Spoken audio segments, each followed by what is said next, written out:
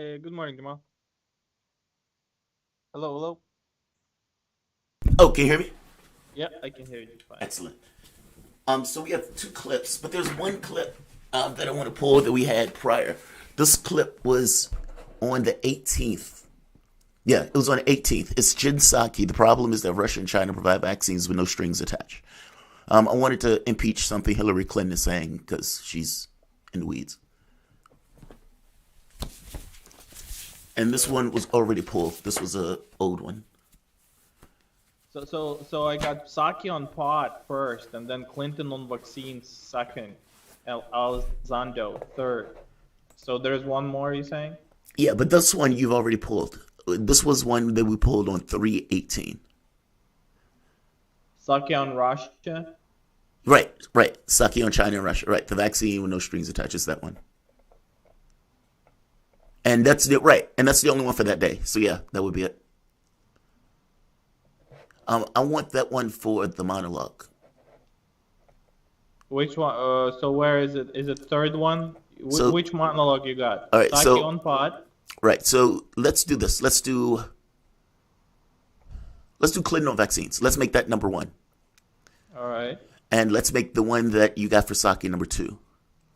On Russia, Right. and And then Saki on pot, right? right, that'd be number three. And then Alessandro number Right, for the open for segment. not for the monologue, but 7:45. Excellent. Badass. Okay. All right. Thanks, man. No problem.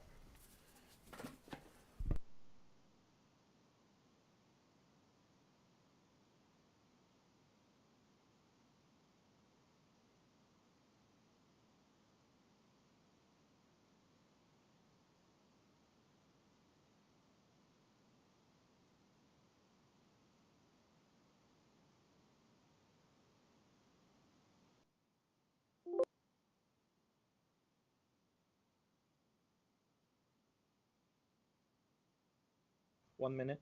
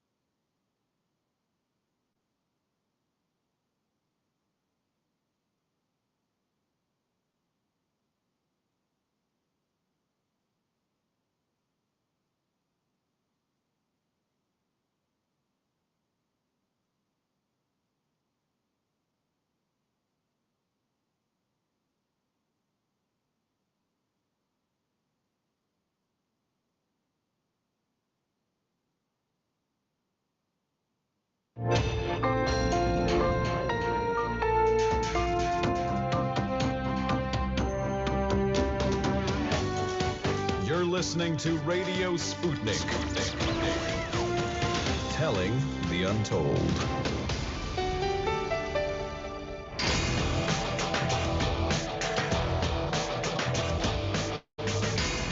Fault lines.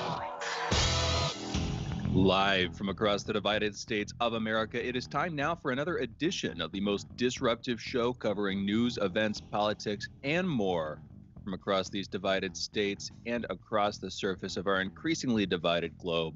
In the independent corner, I am your political analyst, Jane Stranahan.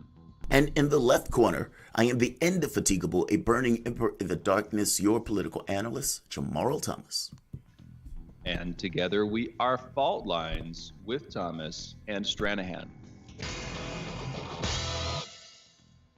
Good morning, everybody, and I hope it is a good morning indeed. Let's get into the headlines. First up in COVID news, at least 1,591 new coronavirus deaths and almost 80,000 new cases were reported in the United States yesterday. That leaves the average over the last 2 weeks of new cases at 57,276 cases per day. That's about the same as the average 2 weeks earlier.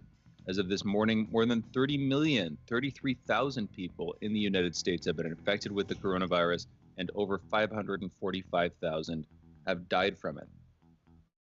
Hundreds of migrant children have tested positive for the coronavirus after arriving at U.S. government shelters over the past year. That's according to a report released yesterday Among the nearly 2,900 unaccompanied minors to have tested positive, 319 are currently in the system and being held in medical isolation. And National Guardsmen transporting COVID-19 vaccines through Texas on Monday were held at gunpoint. Larry Harris is accused of following a convoy of National Guard soldiers for attempting to run them off the highway with his truck several times in Lubbock County. Harris eventually turned his truck into oncoming traffic, stopping 3 National Guard vans near Idalou. He then pointed a gun at a soldier, identified himself as a detective, ordered the guardsmen out of their vehicles, and demanded to search their vans. Idalou police responded and were able to arrest Harris without incident.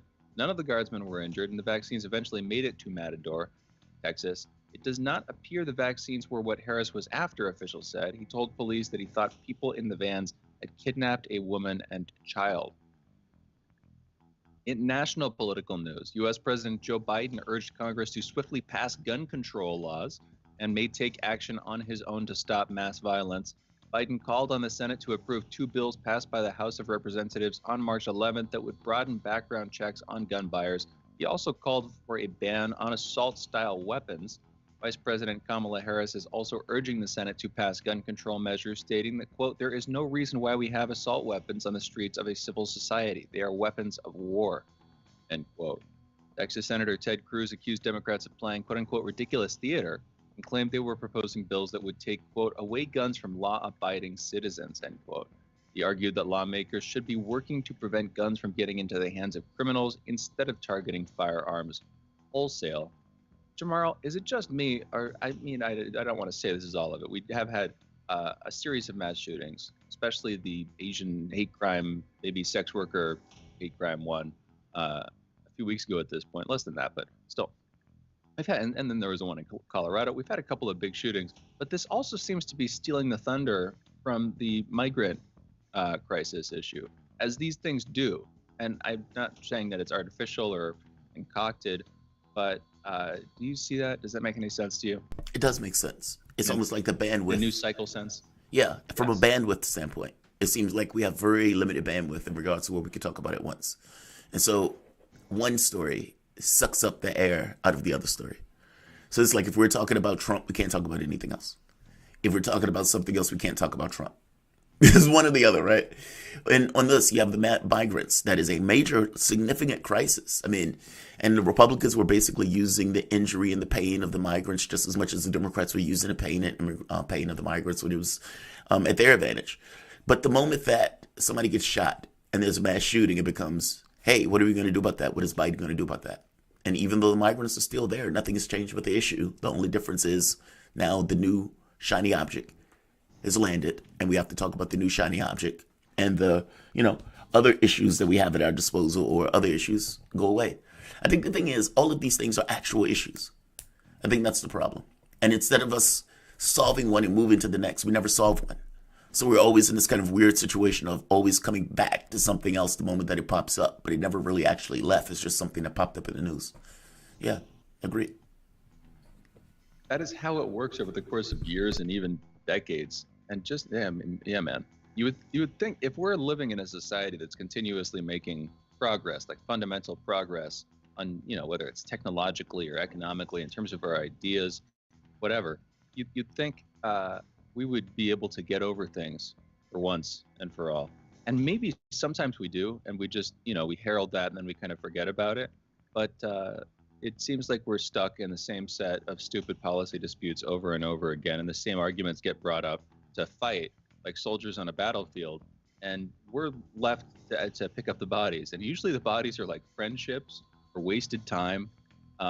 Anyway, it's a bit frustrating, but hey, it's the world apparently. Let's get back to the headlines here. The Biden administration is finally granting limited access to the press at the southern border. One pooled network camera will join White House officials and members of Congress as they tour a facility holding unaccompanied migrant children in Carrizo Springs on Wednesday. The mayor of Gila Bend, Arizona, made a desperate plea for help from the Biden administration on Tuesday, saying that the influx of illegal immigrants relocating to his community have overwhelmed the town's limited resources. Mayor Chris Riggs explained that he was forced to declare a state of emergency after federal and local officials ignored his repeated calls for assistance. Managing a town with fewer than 2,000 residents, Riggs stated that he and his wife were forced to borrow vans and drive a group of migrants to a local shelter on Tuesday after they were dropped off by Border Patrol agents. And White House Press Secretary Jen Psaki on Wednesday declined to say why the White House fired staff for past marijuana use when Vice President Kamala Harris has talked openly about the fact that she too used to get high. The White House terminated at least 5 staffers for past marijuana use. They're shrinking their pool of candidates, and I feel like they're going to be getting more and more normies in if they just push all the marijuana smokers, even past marijuana smokers, if they're pushing all those folks out. And I'm not saying that because I want to work at the White House. Believe me, I do not. And I'm pretty sure you're in the same boat there, Jamarl.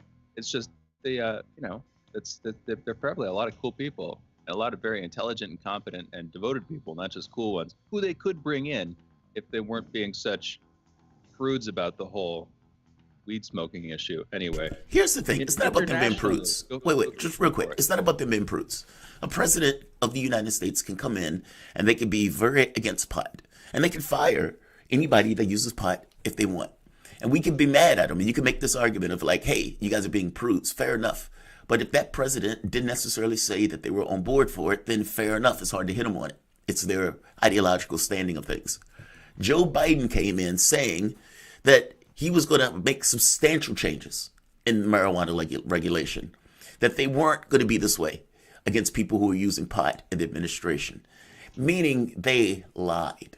They lied. That's what people need to call it, because this is not against some random standard. This is against a standard that they themselves set up, which is the reason why reporters are asking him, hey, it sounds like you guys set up a standard that once again, just like the 2000, just like, the 1400 that ends up going to very few people, just like the $15 an hour minimum wage, here is another standard that you're breaking. And you had all just the like power in the world. Just like immigration. Just like immigration. And again, he has all the power in the world. So this isn't, the dastardly Republicans are doing, you're doing this. And when Jen Psaki was asked the question on it, she knew she was wrong. She was busted on her answer. And she's like, I have nothing else to preview. I have nothing else to preview. I bet you don't, because it doesn't make any sense, your answer. So yeah, it's a big deal. And it's a big deal because it's once again something that they failed on. It's something that they had all the power in the world to accomplish and do. Yeah, they should be held by their own standard. I hear you.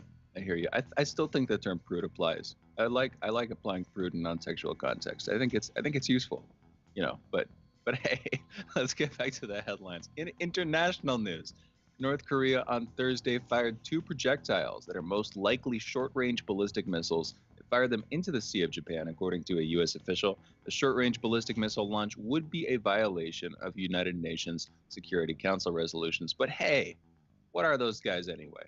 We disregard those. Other countries disregard those.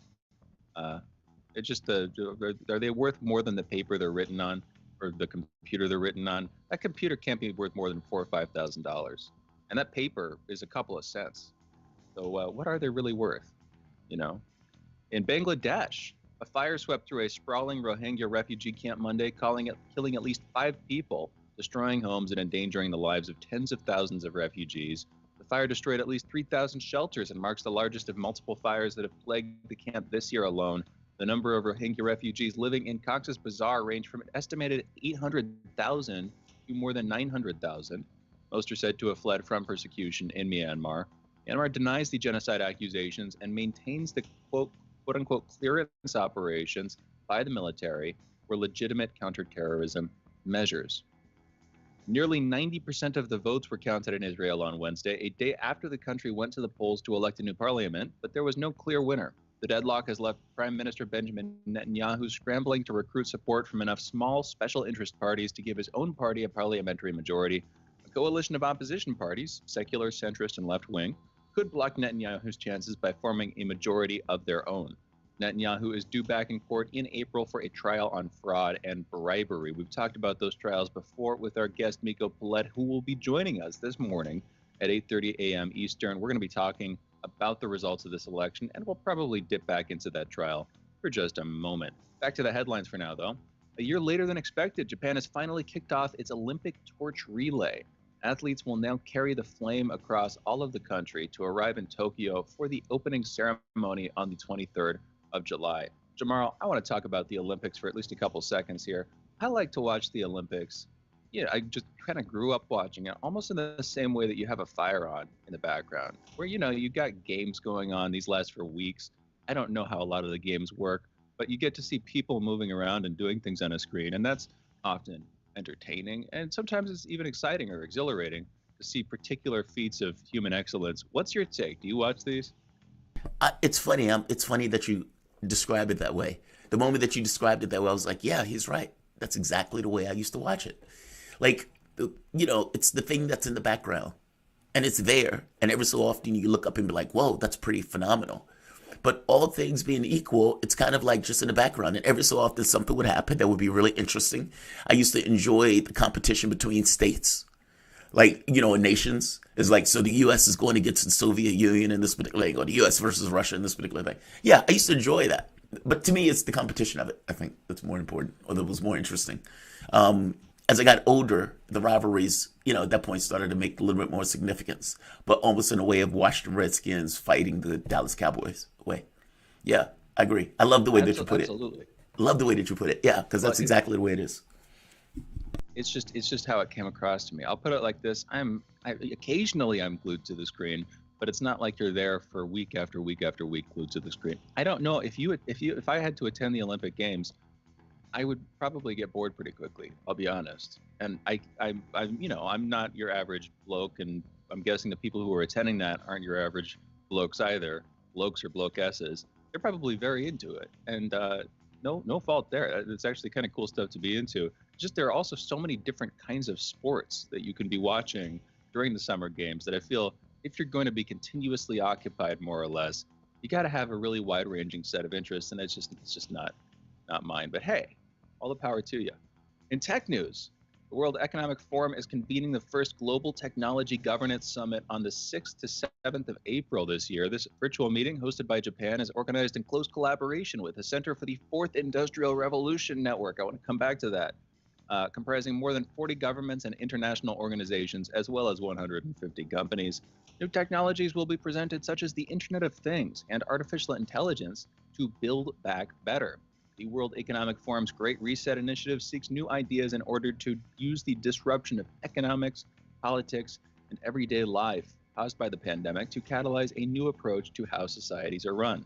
The 4 building blocks listed as being needed to make this happen are mindset, metrics, incentives, and connection, quote unquote.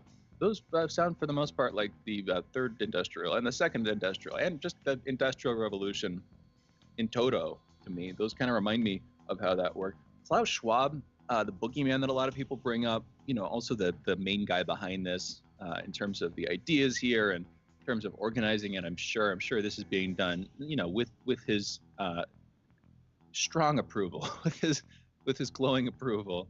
And for his pleasure in some sense, because he's the one who's continuously talking about the fourth industrial revolution, which I mean, this is going to go off into a tangent, and I guess I will go into it in just a second, and then close the headlines. I don't even know. People get afraid of the fourth industrial revolution. Oh, this is the tyrannical takeover of the whole world, and the COVID lockdowns. There are elements of those that I'm also pretty wary of.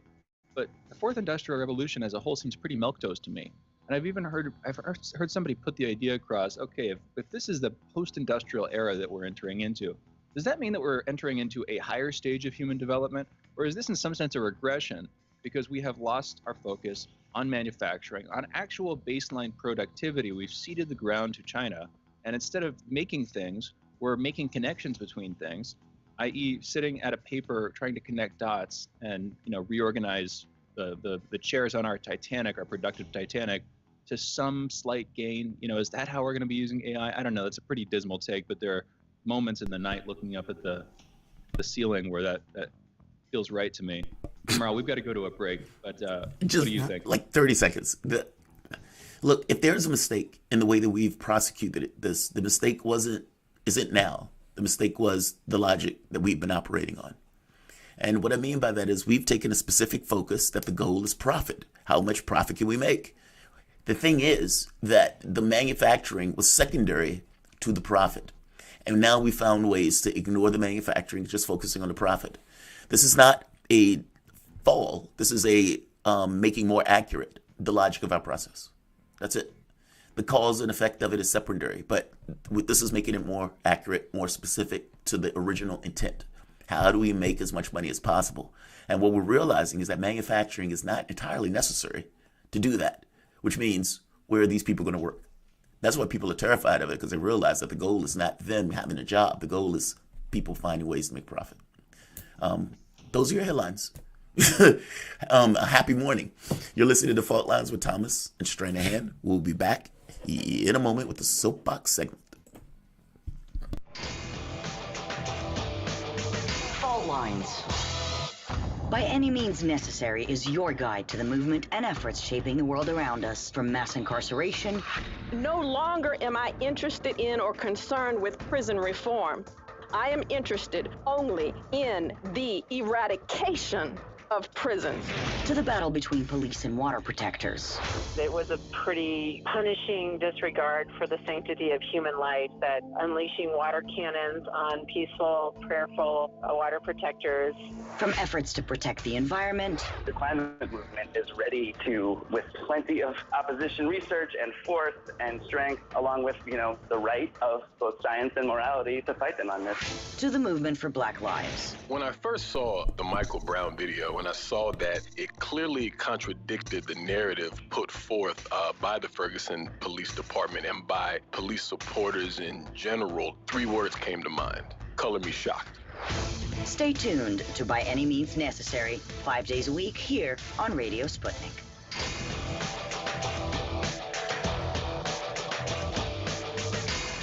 Fault lines. Welcome back to Fault Lines on Radio Sputnik. My name is Jamarl Thomas. I'm joined by my co-host Shane Stranahan, coming to you live out of our station in Washington, D.C. If you guys live in the area, you can catch us on radio at 105.5 FM and 1390 AM. We're also in Kansas City at 102.9 FM and 104.7 FM. If you guys are digging what Shane and I are putting down, whatever platform you're consuming this content on, give us a like or share that audio or video. Also, if you want to join in on the conversation, you can do so with a chat, a tweet, and of course, you can do so by phone at 202-521-1320. That is 202-521-1320. Your engagement helps makes this show what it is, so definitely don't be shy. It's funny, I always sometimes tell my wife, the guy who is 150 pounds is never going to be the strongest man in the world. And I try to say that to say it's just because your weight is great, or just because you're... The point is that you can't have it both ways. That oftentimes you're accepting a negative just in the pursuit of a positive. In this case, sleeping at night and then waking up in the morning, your voice is hoarse, as opposed to being up all night and having a sparkling, awesome voice. But let's start with this. Vaccine diplomacy. That's what I want to talk about in my soapbox segment. What does it mean by vaccine diplomacy? So I was telling my mom the other day, I said, we have certain policies. I say the United States is angry at China and Russia for vaccine diplomacy. She says, really, are they? I say, yeah. I say, apparently China and Russia are giving their vaccines away to whoever just needs it. What's the problem with that? Exactly. The problem is that there are no strings attached. And from the U.S. standpoint, they're considering that giving vaccines to people who need it is vaccine diplomacy. That's astonishing, but that is true. Don't take my word for it. Hillary Clinton apparently doesn't know this policy. And Hillary Clinton comes out and basically says, hey, more poor countries need vaccines. Let's play the clip. I love this. Clinton pops out every so often and says things. Let's play the clip. So this is the kind of leadership that the United States has historically been known for, which frankly, we should be lifting up and doing more of. And what I'm intrigued by and a little saddened by is the way both China and Russia are pushing their vaccines. They're using vaccine diplomacy. They are, going into countries and saying, we'll take care of you. That leaves the United States playing catch up. Now, of course, we have to vaccinate our whole population, but from what I'm told, we're going to have more than enough supply to do that. And we can do it both unilaterally, as we seem to be doing it with Mexico and Canada, but we can also be part of the larger global effort known as COVAX to try to both get more doses produced, manufactured, and distributed more quickly. We don't know yet whether these variants are going to, cause a big problem in some parts of the world, whether they're going to cause some of the vaccines not to be effective and others will be. So we still have a lot to learn, and we're not at the end of this. I mean, when the vast majority of the world is not yet vaccinated, that is like a petri dish for more variants to develop. I mean, we are. Let's stop right here in the interest of time. Let's stop right here for the moment, because I think I got what I wanted to hear. I love that clip. Hillary Clinton comes out, and despite the mendacity, her point of view at times gets across a certain level of honesty. And I think we need to point that out. If you notice, the issue here wasn't that there are a lot of people around the world that are ill and a lot of people around the world that are sick. This is why I say this point of view is primary and more important than the other points of view. Because this point of view gets to the bare bones of, I don't care about the people that are ill and dying. What I care about is that China and Russia are putting out this vaccine diplomacy by giving their vaccines away to whoever needs it. And we are working from the point of view of strings attached. And that is allowing them a foreign policy win, a win on the standpoint of being a statesman and in getting this out to the various countries. Her issue is not that people are dying and asphyxiating. Her issue is that Russia and China have jumped ahead of us in getting foreign policy relationships by ensuring that the people in the various countries aren't dying and asphyxiating in a bed somewhere. That needs to be pointed out. That's a big deal. And her point is she's saddened by this. This was the policy under the Trump administration, and it is the policy under the Biden administration. You don't believe me? Right here in the 2020 annual Health and Human Services report crafted by former U.S. Secretary of Health and Human Services, they're very clear about the malign actors part. That basically combat malign influences. OGA uses diplomatic relations in America regions to mitigate efforts by states including Cuba, Venezuela, and Russia who are working to add China to that also, who are working to increase their influence in the region to the detriment of U.S. safety and security. How are they doing that? OGA coordinated with U.S. other government agencies to strengthen diplomatic ties and offer technical and humanitarian assistance to dissuade countries in the region from accepting aid from these, quote, ill-intentioned states, unquote. Examples include the OGA's health attaché office to persuade Brazil to reject the Russian COVID-19 vaccine. And right here, same thing with Panama about Cuban doctors. So we don't want those countries to basically get the assistance that they need from countries like Russia and China, who are basically offering it to whoever who needs it. And instead, we're pushing them not to use those. What does this mean and what effect does this have in the real world? Brazil, who's on the way to apparently 600,000 people dead, and at this point are near 300,000 people dead, turned down China's offer of the vaccine. Think about that. You've got nearly 300,000 people dead. It is the worst in any of the South Americas, from my understanding, and it may even be worse than America in the grand scheme of things. That's how incompetent Bolsonaro is. My point is, they turned down the Chinese offer of the vaccine, and you have to wonder why did that have anything to do with American influence, considering that America is bragging in the report that we got Brazil to care more about U.S. foreign policy than Brazilian lives itself. Now, if Lula was in, would Lula have done that? I'm doubtful of that. Coming to find out, at least based on the information, that we assisted in helping Bolsonaro put Lula in prison. And so the question is double. Would Lula have done that and have been this incompetent to the tune of 300,000 Brazilian lives? I am doubtful of that. And Bolsonaro turning this down, meaning on 2 counts, Brazil and the health of their citizens have been used to the detriment. That's astonishing. Hillary Clinton is basically saying we shouldn't do that. We probably should offer that vaccines to those various countries.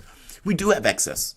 AstraZeneca, for example, which makes this tidbit that much more damning, because we do have access and we just aren't giving that access away. And the woman who was asking about Brazil, we told that woman basically, no, we will give it to China and Russia, or China and Mexico, I'm sorry, Mexico and Canada. But Brazil, the country that we told not to use it to the detriment of hundreds of thousands of Brazilian lives, they're not getting squat. Clinton coming out saying that is profound. Let's hear Psaki, because just so you know that this is not just the Trump administration's policy, that this is also the Biden administration's policy, let's hear Psaki about the problem with China and Russia and the way that they release their vaccines. Let's play the clip. The president said yesterday that the U.S. is in talks with several countries about sharing vaccine. In the past, you criticized Russia and China for so-called vaccine diplomacy, and you suggested that it should be done through international project or institutions. Do you exclude sharing vaccine on a bilateral basis? I think our criticism was in response to questions about whether we were concerned about how vaccines were being used in some ways by Russia and China, in ways that they've used aid and international assistance where there are no strings attached, and Stop right there. allows countries Stop to... right there. The way that they're using aid is by having no strings attached. The way they're giving the vaccine away to countries that are in need of those vaccines is with no strings attached. By definition, the opposite of that is with strings attached. What are the strings attached that America is using for the various countries that have issues of health, people dying, etc.? And is that really the way vaccines should be used? Hey, I know you have all those people dying and everything else, but we have foreign policy objectives that we need to accomplish if you want to get access to something that keeps your people from dying miserably. Is that really where we want to be as Americans? Hillary Clinton even recognizes this is problematic, and this is allowing Russia and China to ingratiate themselves further into the country, because you get further with helping people as opposed to, killing people. Even Clinton gets it. Shane, what are your thoughts? Even Clinton gets this. She even understands the problem with this policy that we're taking for the last several administrations. Well, it's nice to hear, like if you're in a government building, sometimes you hear conversations breaking out from the inner chambers, and sometimes just by the tone of somebody's voice, you can tell that they're kind of high up on the totem pole there. And it's kind of, you hear their voice echoing down the halls. It kind of reminds me of Hillary Clinton suddenly speaking out, because she still is, of course, outsized figure in American politics, even though she's gone relatively quiet recently, like you hinted at, like you mentioned. And apparently, this is her take. Now, here's the thing, though. We can't actually tell that there's any daylight necessarily between her and Jen Psaki. She could be saying what we need is more strings attached to these countries' actions. She could be, that could be a sort of hidden, that could be the iceberg under the visible part of her message, where, as part of calling for wider relief internationally, giving vaccines away, what could come along with that are requirements, of course, that those countries, those governments fall into line with what we want them to do. And in the same way that, what is it? I'll just put it simply like this. And this is functionally what it comes down to. When Jen Psaki is talking about how other countries are giving away vaccines without any strings attached to them, what visual metaphor does that just immediately and constantly remind you of? It reminds me of a puppet. It reminds me that is where the thing comes from, is you attach strings to the limbs of these other international bodies so that we can control what they do and what they don't do. Now, that may be in our best interest, at least in the short term. We may like the authority that gives us, and it may be, economically of interest to us and to corporations working on our behalf and on whose behalf we're working. But no, it's not naked kindness. It's not a good faith sort of charity relationship. It is at best a neutral faith relationship where we're trying to get concessions from other countries while effectively holding the lives and welfare of their citizens hostage. I don't know that Hillary Clinton doesn't secretly want that, or doesn't openly want that, but openly in private meetings and behind closed doors, and not while talking about it and trying to make America sound a little bit better than it probably actually is. We need to go into a break, though. You guys are listening to Fault Lines with Thomas and Stranahan. We'll be back on the other side of the short break with Taylor Hudak talking about the trial of Craig Murray, which has just come back with a conviction. But again, we'll be back on that topic. You're listening to Fault Lines with Thomas and Stranahan. Be right back on the other side of this short break.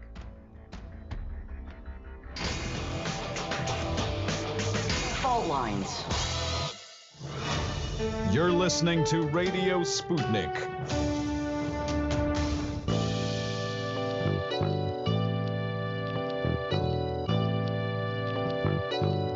What's the most important hour of the day? It's the Critical Hour with Dr. Wilmer Leon.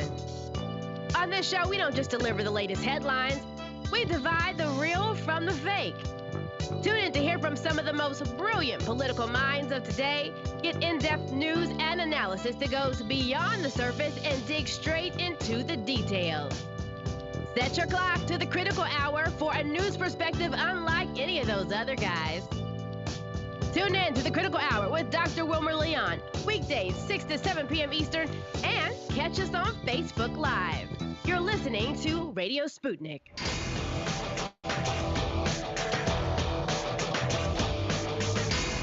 Fault lines.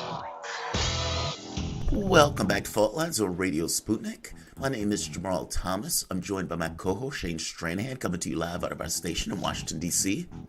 Recently, we've had the trial of Alex Salmond, or Scottish, First Minister Scottish Salmond. Now, he was cleared of 13 sexual assault charges made by 9 women following a 2020 trial at the High Court in Edinburgh. However, there were still fall-down consequences associated with that particular trial, one of which has to do with Craig Murray, who was former Scottish diplomat. Now, Craig Murray was basically blogging at the time of the trial, and he was able to, in a jigsaw way, put together the number or the people who were involved, the women that were involved in that case. Now, he is being found in contempt, with the argument being that he put out information where people could have potentially used to identify the various people or the women that were involved. Now, Murray has basically made the point of saying, look, if that's true, then you could have always stopped the trial, and that he was contacted before, but nobody ever really said anything about this. Now, Murray is going to be running for office soon, and there's a question of whether or not these charges are in some way political in nature. In order to have a conversation about this, we are joined with Taylor Hudak. Taylor Hudak is a journalist and editor at Activism Munich. And you can follow Taylor on Twitter at _Taylor Hudak and at ACTIVISM Munich. Taylor, welcome to the show. Thank you for joining us. Yeah, thank you for having me. Absolutely. So my thought was you were following the Assange trial. Maybe you were also following this trial since both of these things are in the UK. And just so happened, I was right in that. So thank you for joining us on this. The Craig Murray trial is very interesting. What is your take on this? Just before we get into anything else on this, do you think that these charges are legit? Do you think these charges are earnest in the interest of justice? Or do you think the people making the point of saying this seems to be political in nature and that what Murray did doesn't reach to the level of contempt, or at the very least shouldn't reach to the level of contempt? What are your thoughts? Absolutely. So the charges against Craig Murray are absolute bogus, nonsensical. The prosecution and the Crown's arguments are full of holes. It really doesn't make much sense. And I also want to emphasize very clearly before we get started here that what we saw happen earlier today in a Scottish court with the conviction of Craig Murray, finding him guilty of contempt of court in relation to his reporting on the Salmond trial, a highly publicized and political trial, is a serious threat and attack on free speech and the free press. And everyone right now who cares about freedom of speech and free press and having access to truthful information and is concerned about the public's right to know, everybody should be extremely concerned at the decision that was handed down earlier today. And Taylor, I just, for a couple of points of fact real quick here, the High Court here is in Edinburgh, but I'm also seeing it being described as a virtual meeting. Are you up there, or is this taking place online and you're participating online as an observer? How are you covering this? Yeah, so I'm covering this. Took place virtually. This is due to COVID restrictions. Okay, we lost you there for a second, I think, but I heard the part where you said it's taking place virtually. I was going to ask just that for the tiniest moment about how Edinburgh is, because I miss that city. It's a beautiful city, but we can come back to that some other time, I suppose. On the free speech point, coming back to your response to Jamarl here, uh, I want to again give people a little bit of the background here. Craig Murray, long politician, also to some extent a political activist. He was covering this trial, covering the a case against Salmon pretty continuously. But from what you know, so were other people. And I'm curious, how popular was Craig Murray's writing? In other words, if he was one of a number of prominent people covering this, whose writing was being read widely, why are we seeing these charges against him and not the others? Or do you think he was sort of first and foremost, and therefore it makes sense that they would crack down on the person who was taking the lead in covering this? What's your take, and what have you seen, Taylor? Right. So that is a great question. As I said, the Alex Salmon trial generated a massive public interest in the mainstream media in Scotland and the UK was covering this case very extensively. And one of the charges against Murray is that he published information that could influence a jury. However, it's completely nonsensical to say that his tiny blog, although he has a very successful blog, it's very small in viewership, you could say, in comparison to all of the mainstream media combined. But again, let me just provide some backstory here. For those who may not be familiar of who Craig Murray is, he is an individual who has a history of tremendous public service and sacrifice. He served as the UK ambassador to Uzbekistan and then blew the whistle on the fact that the UK was engaging in torture methods to obtain intelligence. So he is also a whistleblower. He then decided to really dedicate his life, I would say, to human rights. And he is an advocate and friend of Julian Assange and WikiLeaks. And he writes often about human rights abuses and about corruption and injustice. And so he was reporting on the Alex Salmon trial and was exposing that this was a setup and that Alex Salmon was being targeted by political opponents for political reasons. Now, Craig is charged with contempt of court on 3 different counts. The first is publication that is a material likely to influence a jury. The second is jigsaw identification of protected identities. Now, jigsaw identification means that pieces of information combined can allow for one to determine the identity of a protected individual. And then the third count is reporting the exclusion of a juror, which was in violation of a court order. So what are the expectations going forward from here on out? I know he said he's preparing this case for the Supreme Court, but what are the thoughts in two parts? From the standpoint of the publicity of this case, what is, I guess, the media's perspective on this? But what is also the conversation on the ground from his own team and the way that they're framing this and thinking about this? Well, he has a tremendous amount of support. Many of them are WikiLeaks supporters and Assange supporters. So there is a lot of support for Craig Murray, and people are very rightly outraged by this. Today, we only learned of the decision that he was found guilty of contempt of court. The specifics and details of that will be published to the Scottish court's website in a formal written decision, and we will be able to see exactly which articles and tweets were supposedly in violation of, were in contempt. And then a hearing will be held on May 7th to determine the sentencing. And he is facing a possible 2 years in prison for contempt of court violation for literally writing and publishing to his personal website. That is the state we are at with free press and free speech in the Western world. And so he will either be sentenced to possibly 2 years and also may have to pay an unlimited fine. So these punishments are extreme. This case itself is, in my opinion, very political, and it seems to be very selective because one could argue that the mainstream media and specific individuals within the mainstream media reported far more jigsaw identification than Craig Murray did. And also, let me make note here that Craig Murray is, and this is his own words, he is upholding the dignity of the court. The court found Alex Salmon not guilty on all charges. And that is what Craig Murray had been alluding to prior to the trial and during the trial that this was a setup. So it is interesting that Craig Murray is being targeted while he was the individual who essentially upheld the integrity of the court. That is very interesting. Okay, so here's another take on this.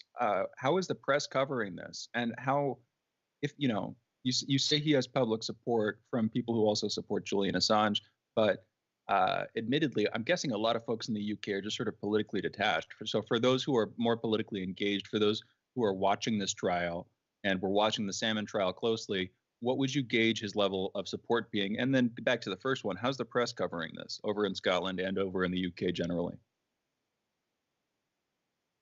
The press has been reporting on this, I think, probably skewed a little bit against Craig Murray because that's traditionally what the mainstream press does.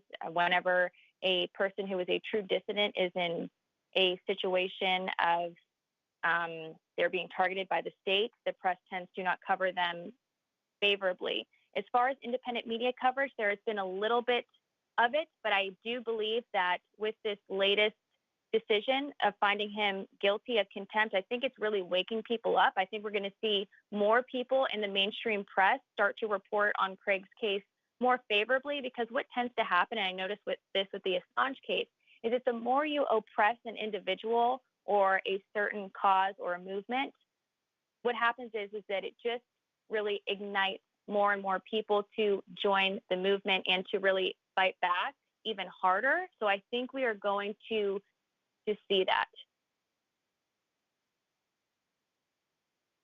Okay, so let's do Absolutely. this. Yeah. Well, we'll land about. Go for it, Jamarl. No, Shane, take it. We'll have about 2 minutes left. I was just going to close out. I was honestly going to do the same thing because for the back end stuff, Jamarl's prepping for our next segment slightly, also engaged in the conversation here, as am I, but we need to go to a break. Taylor, thank you so much for joining us this morning. We were going to have you on yesterday, but you gave the very good recommendation that you join us this morning. And we were a little bit uncertain about whether or not you'd be able to make it, depending on how long this took. And hopefully we can have you back on soon. Specifically, I know big upcoming events next week, at least another sort of step in the road on the prosecution, extradition, and potential hoped for release of Assange. I believe Monday there's going to be a decision on the appeal from the prosecution. And hopefully we can get you back on soon to talk about that. In any event, thank you for joining us. Really appreciate it. Absolutely. Thank you. Hey, for those listening, that was the voice of Taylor Hudak. She's a journalist and editor at Activism Munich. That is Activism, ACTVISM Munich on Twitter. You can also follow Taylor herself on Twitter at _Taylor Hudak, TaylorHudak. You're listening to Fault Lines with Thomas and Stranahan. We're going into a break, but we'll be back in a minute. Be right back.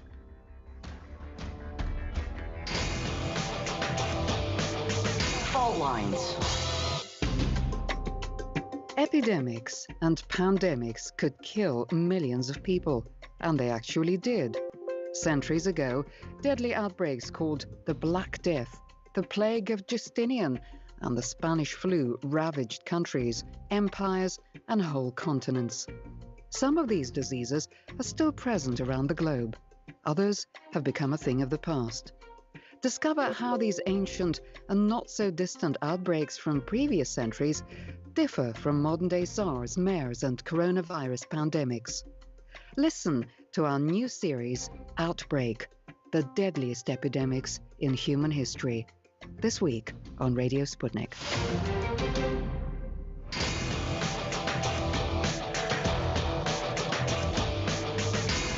Fault Lines. Welcome back to Fault Lines on Radio Sputnik. My name is Jamarl Thomas. I'm joined by my co-host Shane Stranahan, coming to you live out of our station in Washington, D.C. We are coming up, I believe in June, on a UFO task force report that I am eagerly awaiting, even though I have my concerns about what is going to be in that report and about the honesty of that report. But all of the stuff is in the black. And because all of the stuff in the black, it kind of leads to those type of questions. I want you to hear this clip. This is a UFO clip. Well, it's not a UFO clip. It's about our service members, Fravor, and there's another gentleman, Ryan, I forget the last name. But these are military pilots that were in the air watching. Now, in one case, we have the Nimitz flight, and that's the famous video that has been released by the Pentagon. And Fravor was the one who was watching and observing that piece of tech. And I'm trying to make the point to you very clear as to why Congress has started to take this stuff more seriously and why this report could be earth-shattering in regards to its implications. Let's play the clip first before we talk about it. But there are people inside the United States government that are taking this serious. And I've been down to DC twice to talk to folks, behind closed doors to go because they want to hear the story. And I've got a lot of, you got to be joking. I mean, this seriously happened. And I'm like, yeah, it did happen. And it is real. What are you doing about it? So what kind of people are you talking to? High level government officials is what I'll say.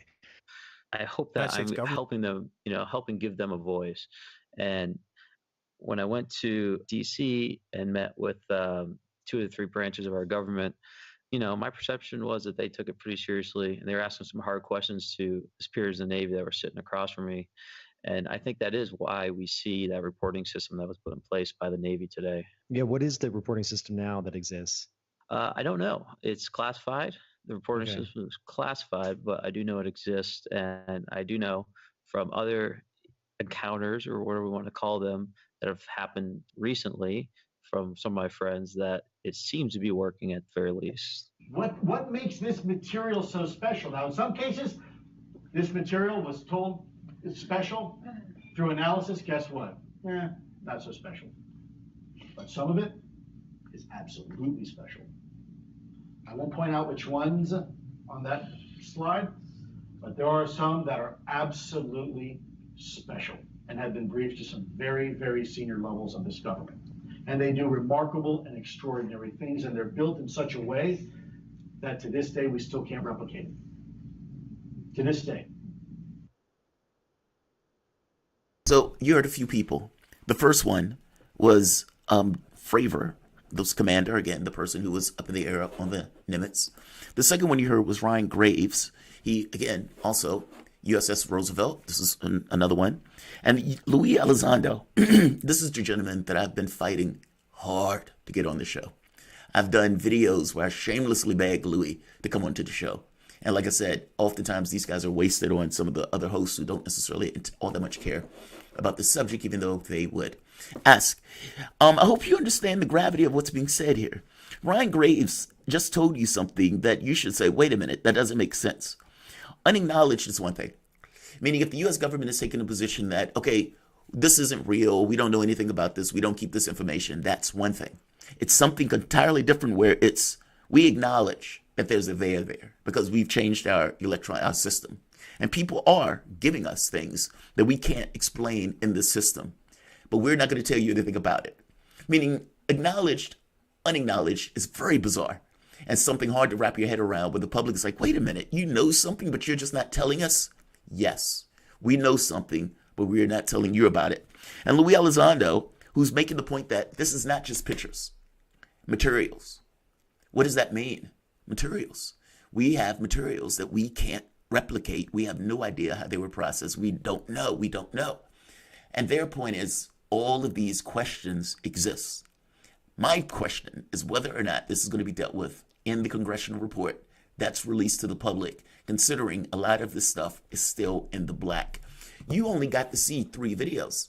Former Director of National Intelligence Ratcliffe went on Maria Bartiromo telling her, yes, you only got to see blurry videos. We are not watching the blurry videos.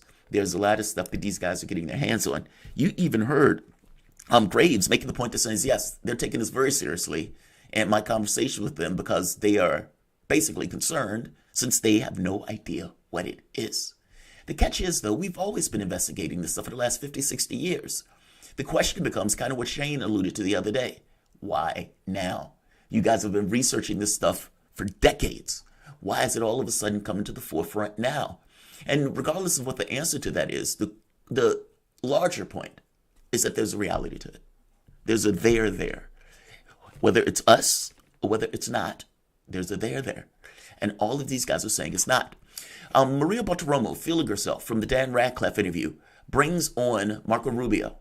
And she's asking Marco Rubio questions to this. And Rubio, very clearly, openly, is telling her, look, we don't know what it is.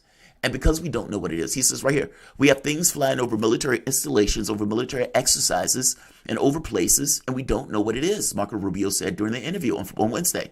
It isn't ours. It isn't anything that's registered to the FAA, and in many cases, it exhibits attributes of things we've never seen, Rubio said of the area phenomena. And again, he's talking in the context of the task force. Rubio adds that he feels it is important for the U.S. government attempt to ascertain what the phenomena in question may represent without any preconceived notions. Maybe there's a logical explanation, he added, acknowledging the possibility that some of the phenomena observed by pilots and other in the government may represent a foreign adversary that's made a technological leap, quote unquote, a possibility that was suggested during the recent appearance with Ratcliffe. Even though he is postulating that, he doesn't for once believe that. Fravor doesn't for once believe that. Brian Graves doesn't for once believe that. Luis Elizondo doesn't for once believe that. I mean, people who've seen the footage, who've been in the air with the objects, who've been on the ground with the objects, who've seen these things popping out of the water, none of them believe that. This is phenomenal. Shane, there's another report that we have access to from Debrief, where Debrief is talking about another incident in 2019 where military ships were what they call in the Freedom of Information Act, UAVs. There are all of these UAVs around. And some of these things were taking positions over top of our craft where they would follow the craft in this kind of stationary orbit around the craft. That's usually talking about space, but I'm talking about just staying a fixed location above the exercises that these ships were doing. They had no idea what these things were. Other ships saw them. They stayed in the air for hours, like 3 hours long, well beyond what we typically have for drones. They didn't know. And they opened up reports over this. They had, high-level reports on this because they're like, this is a secret or very sensitive military hardware. All of these ships are high-tech ships. What on earth are these things? Right here, regarding the 2019 USS Kip UAP hashtag, they were hovering. The U.S. Navy, he had a friend, basically a leak. He said they could see them with the naked eye. They were almost eye level with the bridge hovering. These were the same tic-tac shaped objects that were in the Nimitz encounter. Shane, you are the Scully of this team. What are your thoughts? I mean, I saw this too. This recently came out, and if I remember correctly, weren't at least a couple of the Tic Tac videos also from the Pacific, off the West Coast? I think so. Yeah, they were in the same area as the USS Kip. Yeah. Yes. Yeah. So there's I just pointing that out. There's a connection there. I think the Tic Tac videos were from years earlier. This was supposed to have taken place, I believe, in 2019. When was this? I believe. 2019 is right. A few yeah, years that's ago. right. 2019 is right. Yes, thank you.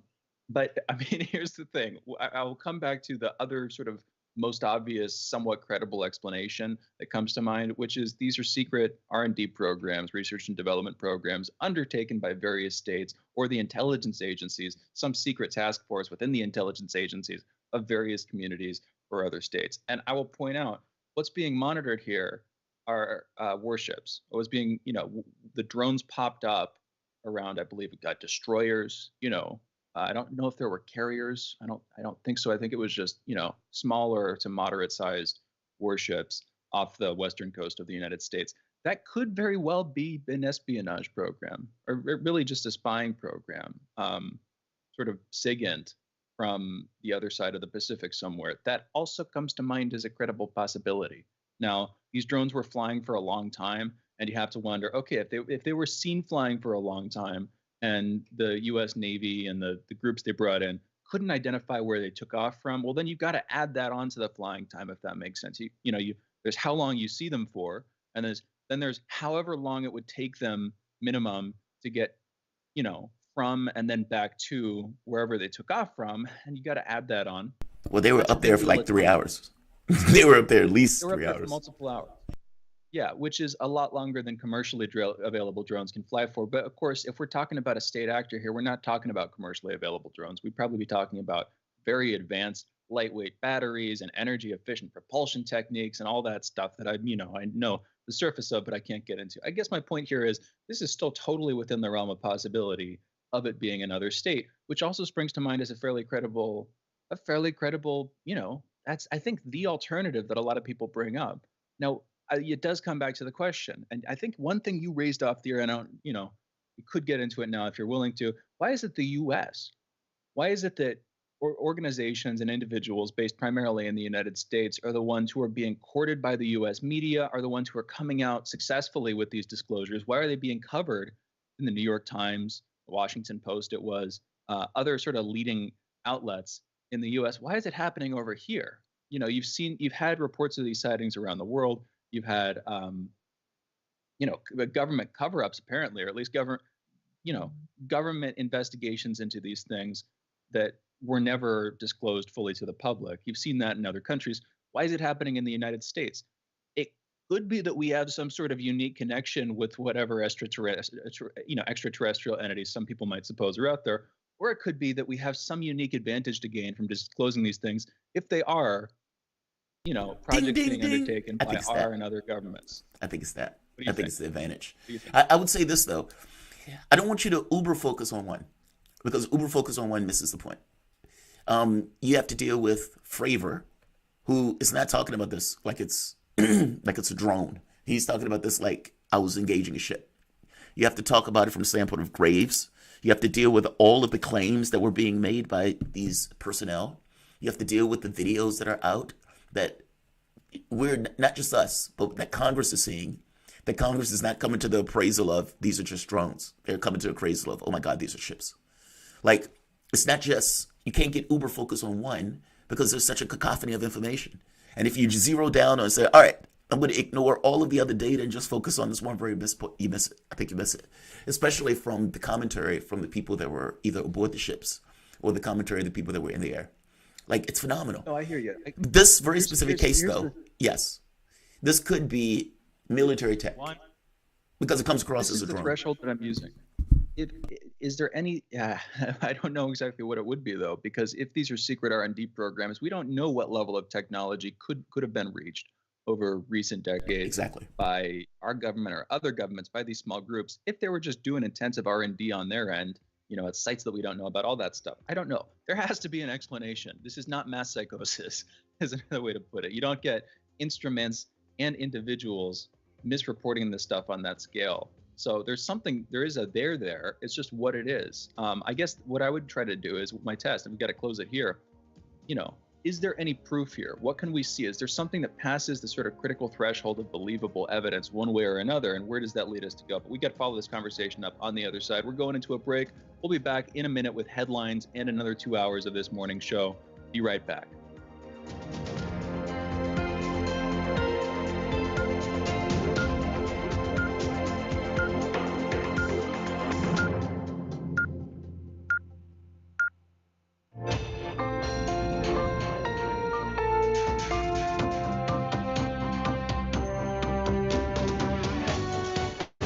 Listening to Radio Sputnik. Telling the untold.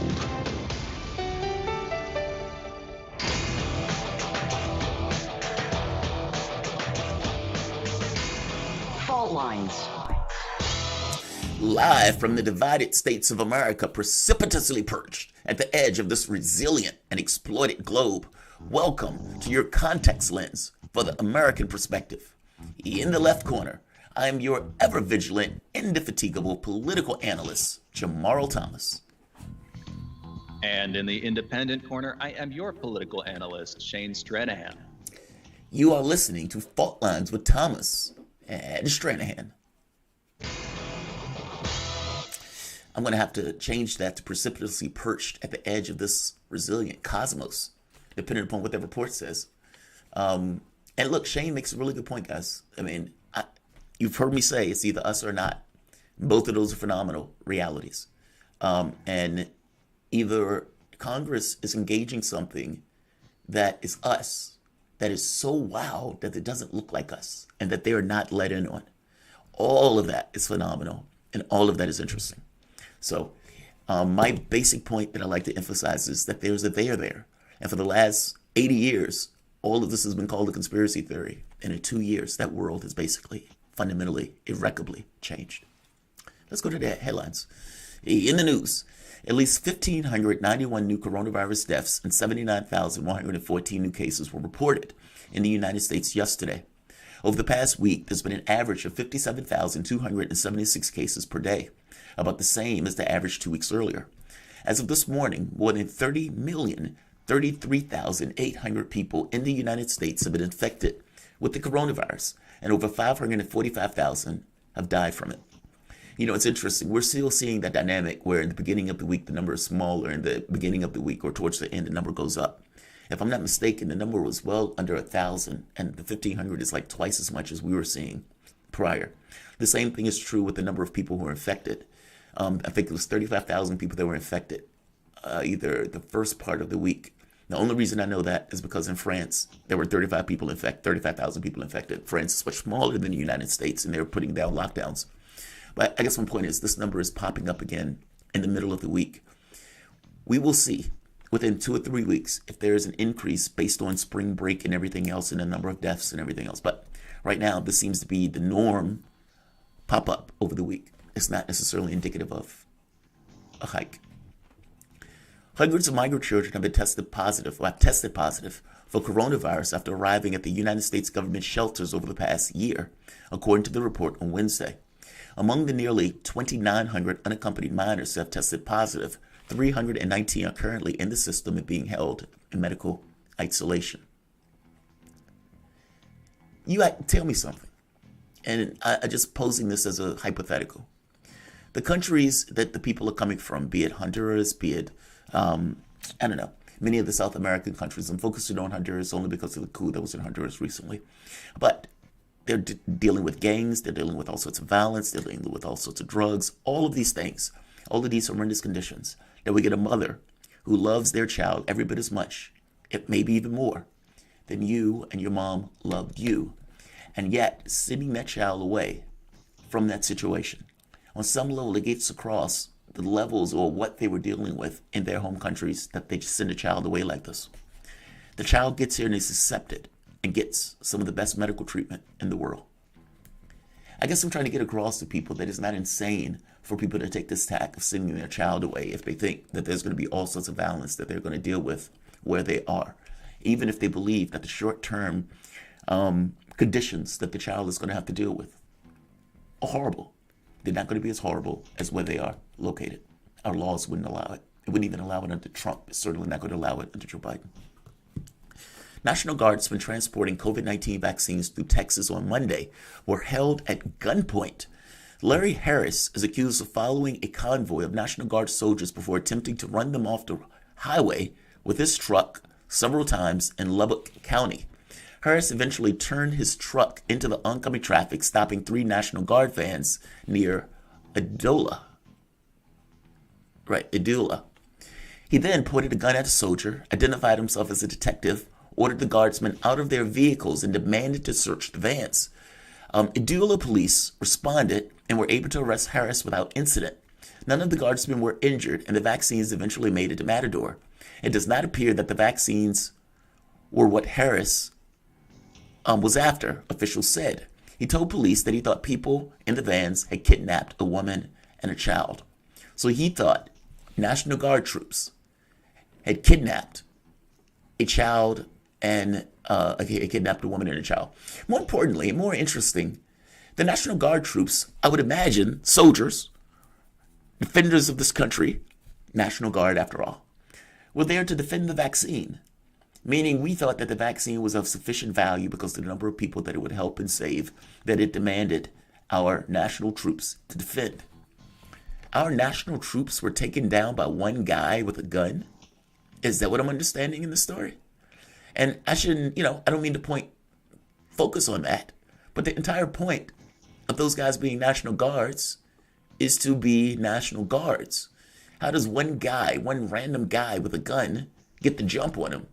And what happens if that random guy with a gun made the choice to steal or take the vaccines? I mean, I'm not going to overly focus on it. It's interesting that a guy did it, but it's more interesting that he was able to do it. Is kind of the point that I'm getting at. U.S. President Joe Biden urged Congress to swiftly pass gun control laws and may take action on his own to stop mass violence. Biden called on Senate to approve 2 bills passed by the House of Representatives on March 11th that will broaden background checks on gun buyers.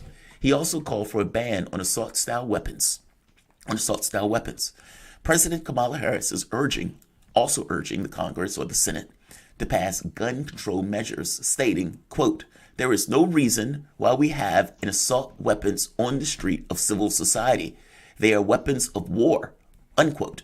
Texas Senator Ted Cruz accused Democrats of playing, quote, "ridiculous theater," unquote, and claimed they were proposing bills that would take away guns from law-abiding citizens, quote, unquote.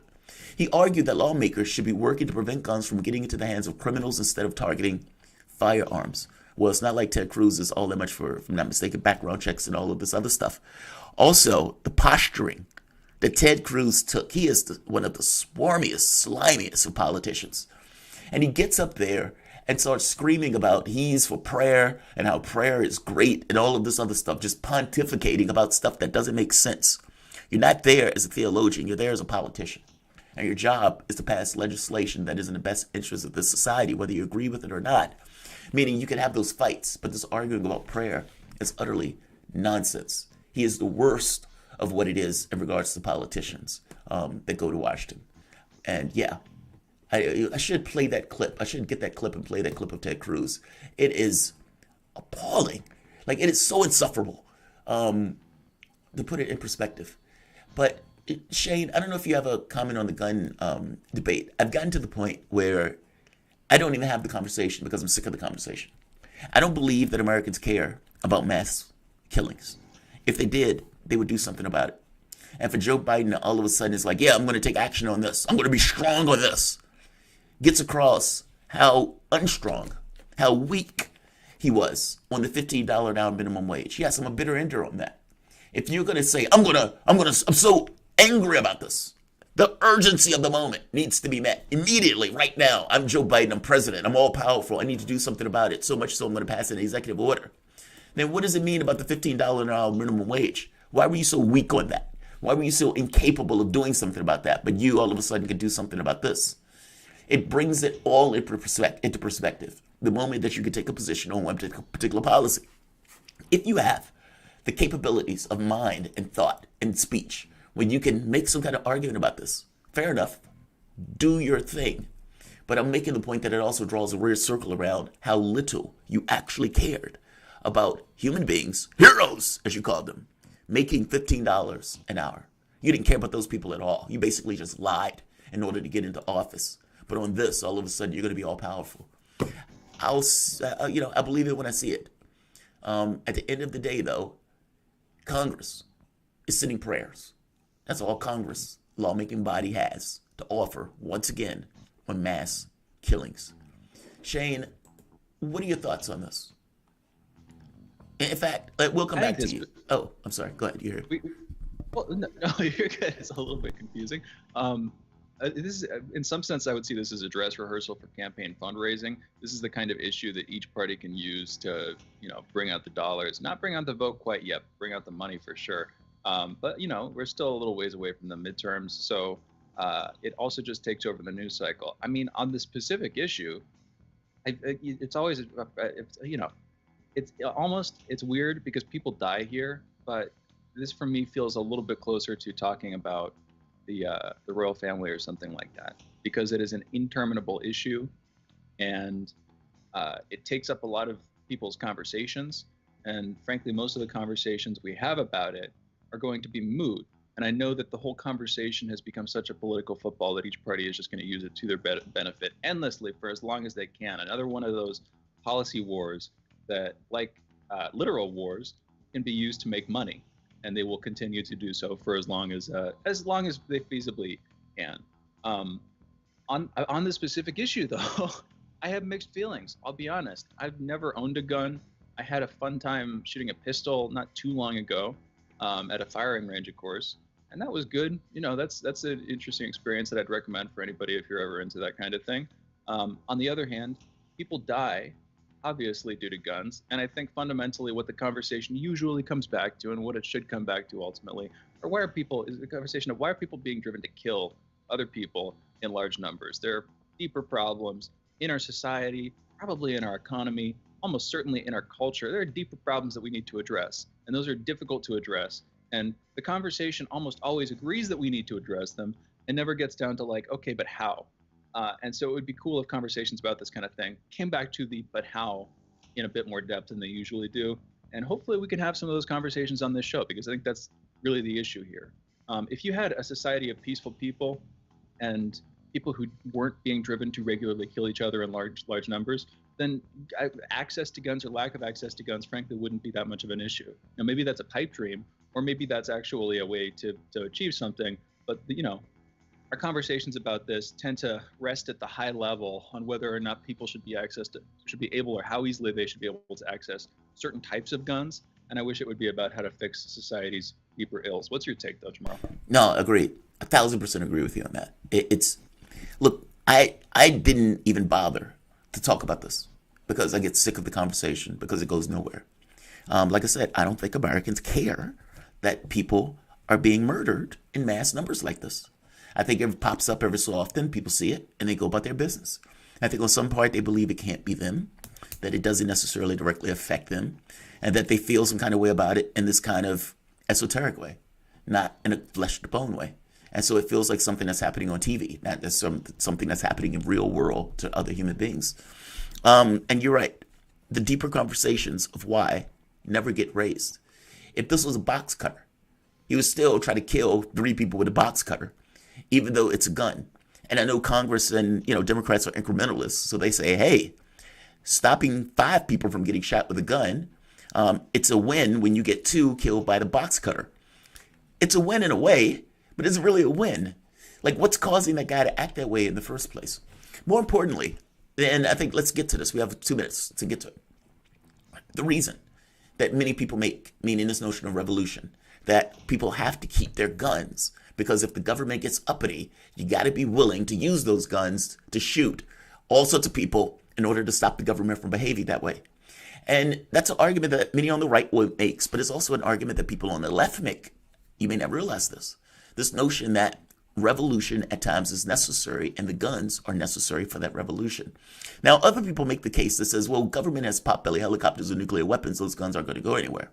I would say, though, that the government is stuck in this catch of how many people are you willing to murder to get what you want. That's always the government's plight. Meaning if the government is doing something that the public doesn't like, how many people is that government that's in power is willing to use its police force, its military, to kill, to stop those people from complaining about what the government is doing? And usually there's a number where the government relents. All right, I know we killed 2,000 of you, but we can't suffer anymore. The public's catch is putting themselves on the line till the government gets its fill. That's the catch. So the nuclear weapons, the potbelly helicopters, those things mean something to a certain extent. But if your government is only willing to kill 5,000 people, and I'm saying only, in quotes, then that potbelly helicopter only has certain value, or that nuclear weapon only has certain value, because those things aren't going to be used on the population. Is there an argument to be made that the public is right that holding their guns is necessary for any notion of revolution? Shane, what are your thoughts? I don't think it applies anymore. I mean, people would bring up this, who are you up to a tank or a grenade launcher or whatever? It's really drones. Like, I mean, you could actually, you can fight an effective war.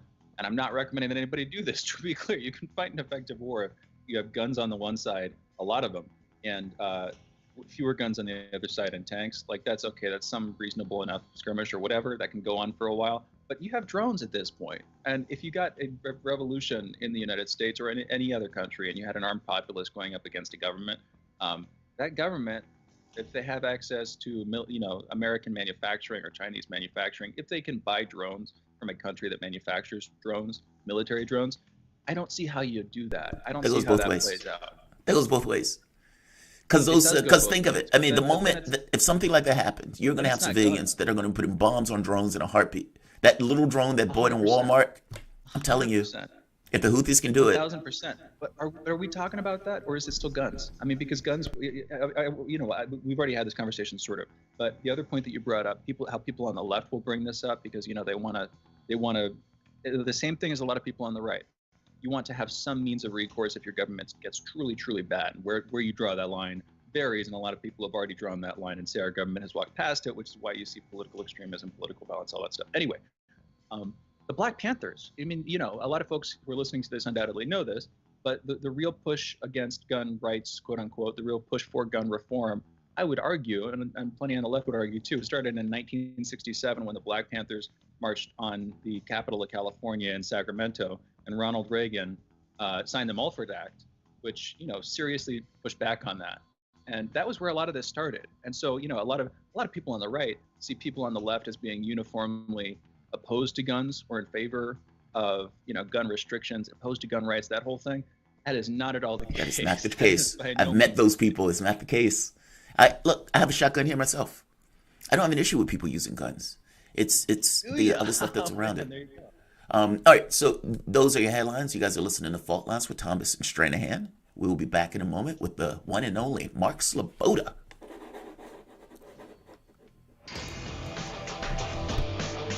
Fault Lines.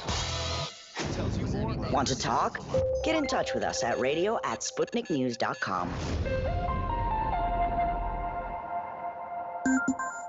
In a media landscape filled with so-called journalists acting as stenographers for their billionaire bosses, there is a desperate need for news, analysis, and perspectives that buck the status quo and get to the heart of how domestic and international events impact you and me, as well as showing how we can get involved in the struggle to change that status quo. Check out By Any Means Necessary on Radio Sputnik, Monday through Friday from 2 to 4 p.m. Eastern, to hear the stories and voices that mainstream media refuses to tell you. And join us as we connect the political, social, and economic movements shaping the world around us. That's By Any Means Necessary, Monday through Friday at 2 to 4 p.m. Eastern, right here on Radio Sputnik.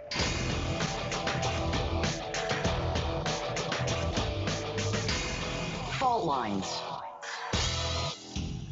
And we're back. You're listening to Fault Lines with Thomas and Stranahan, and we're talking the relationship between the USA and Russia. We're talking Nord Stream 2, and we're talking about Russian oil imports, crude specifically, in the United States, where Russia is the third largest crude oil importer to the United States. And that was rising in 2020. The level of oil imports that we were bringing in from Russia in 2020 rose. Now, on the one hand, okay, maybe this is a little bit wonky. Not that many folks closely follow the oil industry. On the other hand, in the diplomatic circles, this doesn't seem to be getting nearly as much coverage as it should, considering not only how high a level of animosity there currently exists from the United States towards Russia, and to some extent in the other direction as well, but also the fact that we're trying to block Germany from completing the Nord Stream 2 pipeline, really just blocking the pipeline itself, but we're trying to put as much pressure as we can on Germany to do so as we possibly can. And it doesn't seem to be working.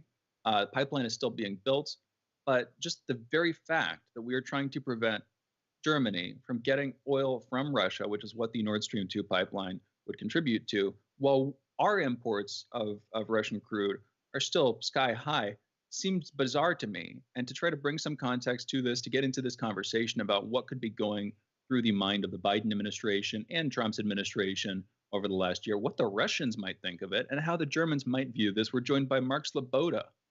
Mark Sloboda, for those listening, is a geopolitical analyst. You can follow him on Facebook at facebook.com/Gramsci, and you can check Mark Sloboda out on Twitter at MarkSloboda1. Mark, thank you for being with us this morning. How are you doing? Shane, Jamarl, thanks for having me on. It's always an honor and a pleasure to be on Fault Lines. It's great to have you. So what do you think? I mean, Russian oil imports in the U.S. are at a pretty near an all-time high. They're pretty darn high.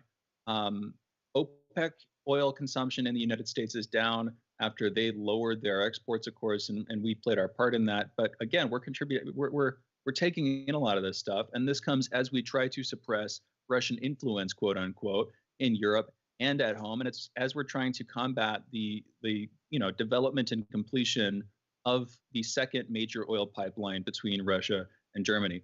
What do you think is really happening here, Mark?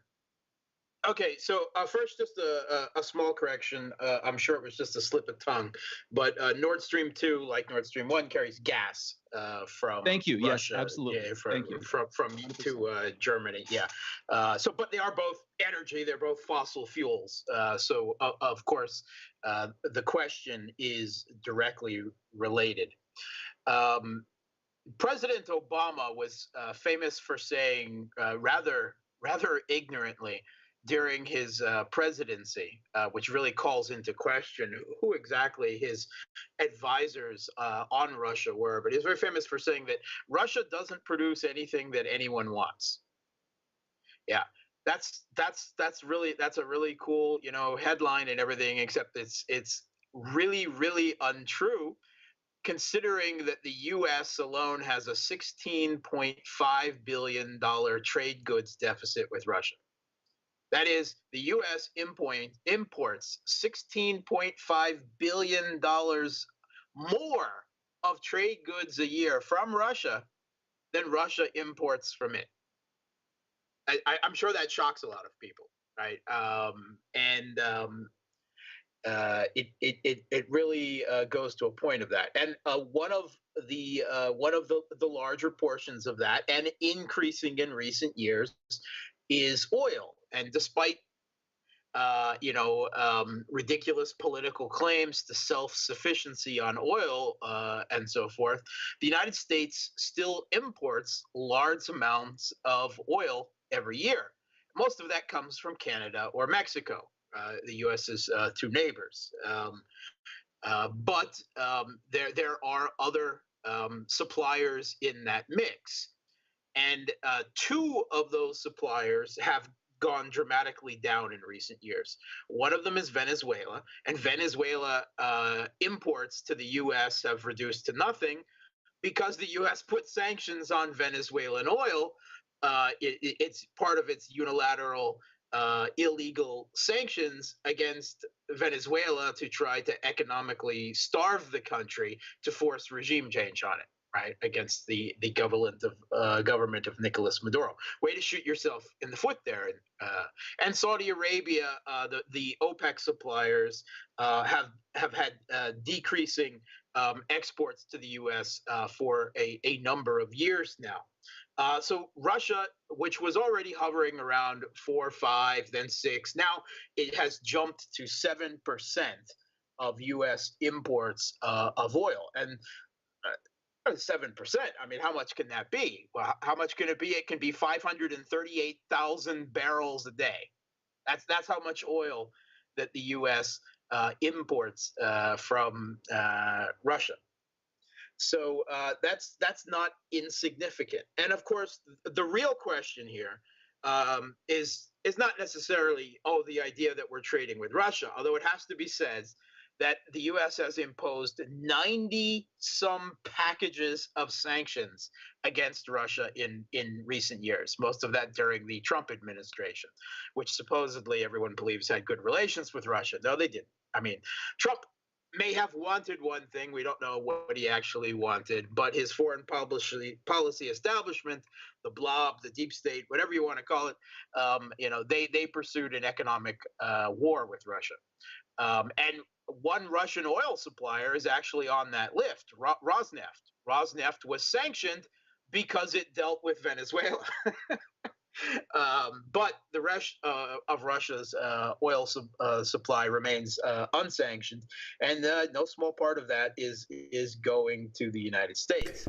Now, this must really rub Europeans. This hypocrisy must really rub Europeans wrong, because I've heard the phrase that the U.S.'s energy diplomacy with Europe is hypocritical on this, because they're demanding that Germany, at past 90-some% complete, stop the Nord Stream 2 pipeline with Russia. And it has to be said that there are some 6 European energy majors, that is from 6, the largest energy, usually state companies from 6 different European countries, are involved and invested in constructing this pipeline. It's Germany and France and Austria, and even the UK, although no longer part of the EU, and so on. Gas is really important to Europe. They Yes. need it to heat they need it to heat their homes, provide electricity, and it is it's very really expensive. important, particularly. It's expensive. They're trying to shift away from dirtier coal across the EU, and as part of a transition to a more sustainable, more green economy. We can talk about whether it's really sustainable or green, but they're trying to use more gas and less coal and other dirty fuels. So they get in 2019 some 45% of their gas from Russia, and they want a reliable, constant supply that isn't subject to geopolitical leverage going through Ukraine and Poland, which have cut off the supply of gas to Europe before and siphoned off of it when gas supplies to Ukraine were shut because it couldn't pay its bill. Well, and that's Mark, Germany real quick. doesn't want to be held hostage to that. Right there. They don't want to be held hostage. And so I totally get it. And especially for anybody that's been in Europe, that's traveled through Europe, especially during the winter, it is cold. It is cold. And if you're like in Germany or Czech Republic or something like that, it is expensive to heat your homes. I learned this the hard way on the Airbnb where we turned the heat up and we got a bill for God knows, some insane amount of money. So I get their plight on this. Nobody would ask the question in the way that you framed it to Jen Psaki, who just keeps saying it's a bad deal. It's a bad deal. No one makes the very basic point of saying, how do you justify being the third largest energy recipient from Russia while simultaneously telling Germany that they can't get energy from the same place? Like nobody asked her that, but that seems to be the perfect question to ask. Because the U.S. is an arrogant, hubristic hegemon, and they can say do what we say, not what we do, and Europe are really, at the end of the day, little more than client states. I mean, they're really pushing their a little bit of sovereignty and independence here by Germany and the other countries that are committed to filling this second Nord Stream pipeline under the Baltic with Russia, because the U.S. really doesn't want it. And I've heard it called energy diplomacy. It's not energy diplomacy. It's not diplomacy. All right. Diplomacy is we really don't wish that you wouldn't do that. We don't think you should. These are our arguments why. Not if you continue building that pipeline, we will sanction your companies. That is blackmail, right? That is not diplomacy. That is, if you want to call it sharp power, right? We could use that term, right? But it is definitely not diplomacy. And every time I see that quote in the media from the U.S. media, I'm like, that's not diplomacy. That is threats. That is blackmail. Why? Why do you, real quick, Mark, we only have about 30 seconds, but why the change? I mean, the U.S. foreign policy didn't used to do this. I mean, we've gotten to the point of saying, we don't want you to get energy from that source. And instead of us being able to compete directly and saying, buy ours because ours makes more sense, we've gotten to the point of using this. I mean, it wasn't just for Russia on this. It was also for the UK on the 5G in regards to China. Like, why the change into this kind of militaristic or to this, we're going to use sanctions to stop you from business choices? Because that seems to be a departure from what we used to do. Yeah, a small part of it is, of course, they want them to buy American exported LNG, liquefied natural gas, which is more than twice as expensive, which would crush the European economy. So they can't do that. But the other part of it is they are pushing this hegemonic Thucydides trap competition against China, against Russia. They see them as challenges to their hegemony that need to be beaten down and dealt with. And Russia and Europe that have better and more stable economic ties, also Russia locked in the influence with Europe because they're Russia's top energy consumer, meaning supplies, they depend on each other. It's a co-dependent relationship with energy, right? It's not just Russian influence over Europe. That's also European influence over Russia. They don't want that. They don't want increasing ties. They want to break ties with Europe and Russia, and they are willing to sanction their own allies to do it, even as they buy more oil from Russia. I mean, you can't get you can't get more hypocritical than that. No, you can't. And I mean, here's the thing: that for a long time, the idea of American military supremacy globally, the United States spending the most on its military and having the largest military, if not in personnel, at least in technology, that whole thing, the sort of stated ideological guarantee, including by its detractors often, is that we're providing a sort of umbrella of security. Now, whether that's in the world's best interest or whether that's used to extract resources and concessions from other countries, there's sort of a common agreement here, which is we're providing an umbrella of security. Part of what that means, though, and this often doesn't get talked about, is we're purposefully trying to keep Europe weak. We're trying to keep individual European Union, nations dependent on each other, yes, with sort of more specialized militaries on a country-by-country basis, but also dependent fundamentally on the United States. And I think for a long time that was working decently well, and some countries still, are playing along with it and still will play along with it for a while, I'm sure. But at the same time, the fact that the United States leadership has gotten more and more sclerotic, the fact that we're using sharp elbows instead of sharp minds in our conversations, in our quote unquote diplomacy, like you're saying, using sanctions instead of engaging in long-term talks, negotiations, compromises, all that. I don't think they're looking forward to a century, even a decade of, that kind of problematic quote unquote leadership. We need to go into a break. Mark, we're out of time here. Thank you for joining us. Thanks for having me. Hey, for those listening, that was the voice of Mark Sloboda, international relations and security analyst. You can follow Mark on Twitter at MarkSloboda1. Also find him on Facebook at facebook.com/Gramsci. You're listening to Fault Lines with Thomas and Stranahan. We'll be back in a minute talking about elections in Israel with our next guest, Miko Peled, human rights activist and author. Be right back on the other side of this short break. Fault Lines. We are above all the latest developments, and we don't take any sides. Radio Sputnik, telling the untold. Feeling kind of blue, but maybe also kind of red, and kind of purple, and kind of alone? You've got a friend on Radio Sputnik. Tune into Political Misfits from 12 to 2 Eastern Time, Monday through Friday, for news, politics, and culture without the two-party bias. Catch us daily on 105.5 in Washington, D.C., or 102.9 or 104.7 in Kansas City. Or find us on Twitter, Facebook, YouTube, Spotify, or wherever you get your news.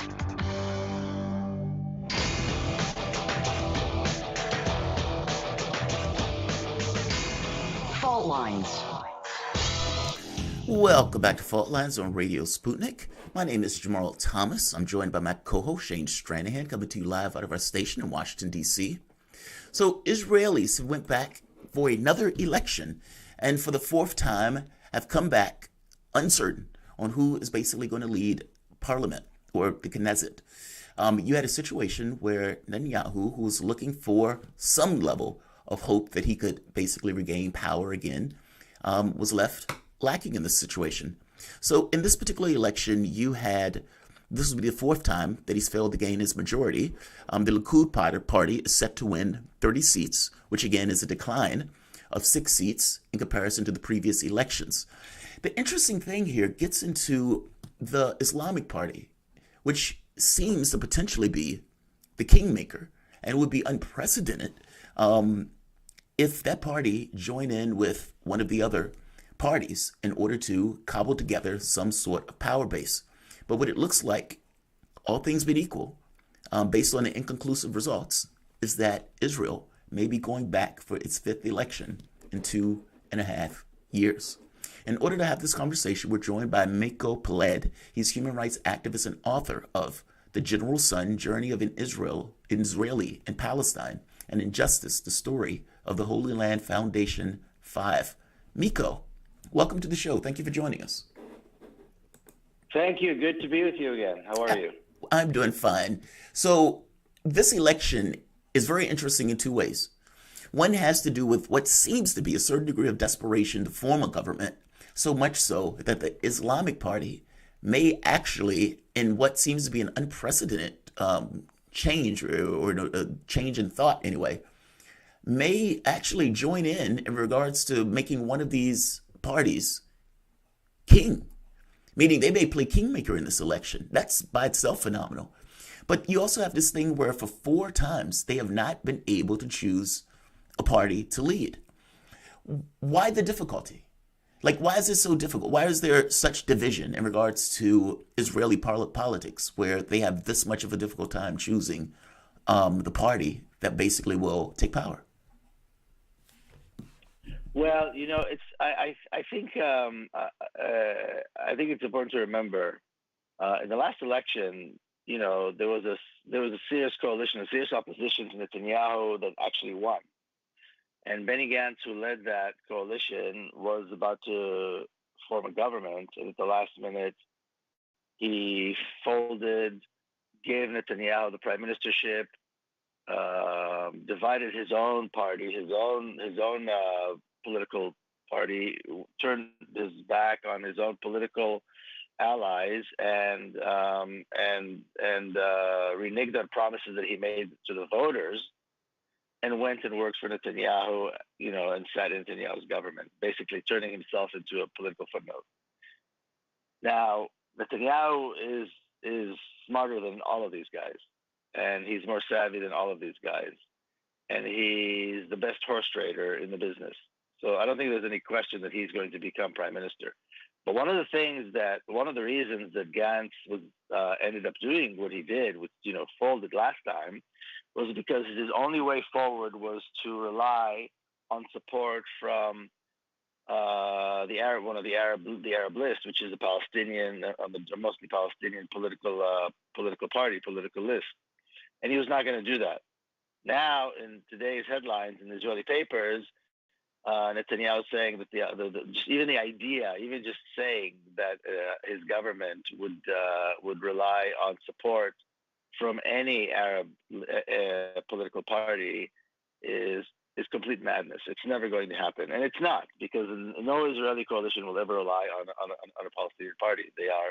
The racism is so deep that there's no way that they're going to do it, and they'll never be able to succeed. And they're just not going to do it. They will not be able to do it. So I think that's the reality. We have to remember that they will do anything and everything they can, but they will not rely on a Palestinian political party, even if it means relying on them from the outside, which means they're not part of the coalition, but they just support them with their vote. So I think we can put that to bed. That is not going to happen. Now, like I said earlier, Netanyahu is the best horse trader in the business. He did win a considerable majority. Everybody else, I think he won 30, and the next person won 16 or 17 seats. So I mean, he's in a good position. There are the religious parties. There are plenty of right-wing parties, and even what is called the center left aren't really ideologically any different, not by much, from Netanyahu himself, and they will happily sit with him. And really, that's what this is all about. It's all about who gets the bigger piece of the pie, who's going to get some scraps from Netanyahu, and that's the only reason these people ran against it. Nobody thought they can beat him, I'm sure, but they know that if they do well, they got a better chance of getting a seat at the table. That's really all this is about. And just to interrupt real quick, the next closest seat is Yair Lapid's Yesh Atid party, who won 18 seats to become the second largest party. Shane, please take it. I thought maybe this is a good time to come back to the conversation of why exactly Netanyahu is politically invincible, why he is such a strong player. I mean, we've talked about this before with you, and so I don't mean to tread over old ground and in the process muddy it or do too much about it. But is it his charisma? Is it what are in terms of his talking points, in terms of his policies? I'm guessing extensive political connections. He's had enough time in a position of power now to be deeply entrenched. But usually, after a period of time, people get tired of that, and new players in the political space want to make their moves, and they can't find their way in unless they push the old leader out. And so, over in a sort of generational churn in a more or less functional society, and functional government, you will see leaders leave and new ones come in, And that is not happening with Netanyahu. So what is it about him? Can you explain it both maybe from his perspective, from the perspective of within Israeli politics, as well as from the public's perspective? What do they hear him saying that they like? What has he been able to do that appeals to them so much? Nico. I don't think anybody likes him. I doubt that his wife likes him. But the reality is that he is very charismatic. He is the smartest politician by far. He's got gravitas. He's got gravitas. He's done a lot for Israel. He's managed to move. Internationally, he managed to get American support. He managed to get the United States to move its embassy to Jerusalem. That is monumental. He managed to, create this, these relationships, these agreements with Arab countries. That is monumental. I knew him personally. I remember him as a kid. He's the kind of guy you look at and you want to emulate. He was very, very charismatic. He was a soldier. He was an officer in a commando unit. He's got this. On the international scene, just recently, 2 European prime ministers from Denmark and Austria jumped on a plane during COVID just to take for a photo op with Netanyahu in Tel Aviv.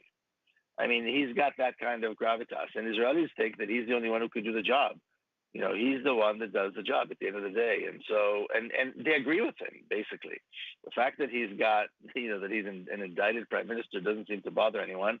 It doesn't even show up in the papers anymore. You know what I mean? Nobody even talks about this.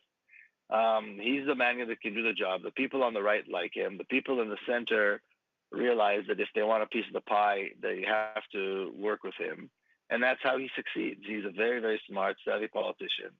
And like I said, he's got charisma, he's got gravitas, and there he is. It's been more than a decade. In the last elections, he was almost unseated, and at the last minute, he got them the other side to fold and end up sitting at his table. Well, he may end up making an agreement with Gantz, if I'm not mistaken, for being in power for like 8 months. And I remember, I think I was on Political Misfits, and Bob and I were like, there is no way he's going to leave power in 8 months. There's no way. You're right. That's what everybody said.